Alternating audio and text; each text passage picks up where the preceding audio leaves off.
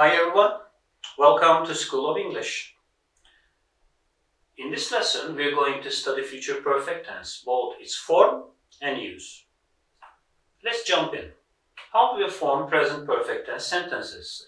As it is a perfect tense, we need have past participle. First we use a subject, then we use will, then we use have past participle. That's the main formation. Then see, what do we need? Again, for this tense, like future continuous, like past perfect continuous, we need a point of reference for future perfect as well. I will have finished my homework by the time my father comes. The action in the main sentence will be done before the time given as point of reference. They won't have finished the exam by 6 p.m.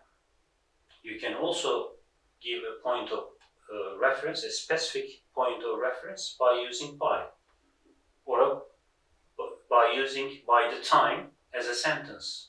What is the tense of the sentence? If we have a sentence as a point of reference, its tense is simple present. Be careful about that. Now, and the question, we use will at the beginning. Will she have cooked the meal when John arrives? Here again we have a sentence as a point of reference. This time use with one. In this case they have the same meaning. When John arrives, what is the tense of the point of reference? Simple present tense. Again, we have an explanation here about time reference. Point of reference can be given as an eventual expression such as when by the time, or as a point using by. Okay? You can see them in these examples. Let's have a look at the explanation given as to the use of future perfect tense here. Future perfect tense is used for future actions that will be completed before another action or point in the future. As you can see, there are 2 points, and one of them, the one we use with future perfect tense, will be completed before the given point of reference. Our last example, we will have finished this course by June.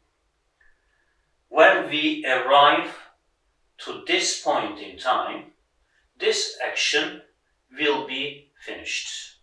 Okay? That's the main idea behind future perfect tense. That's all.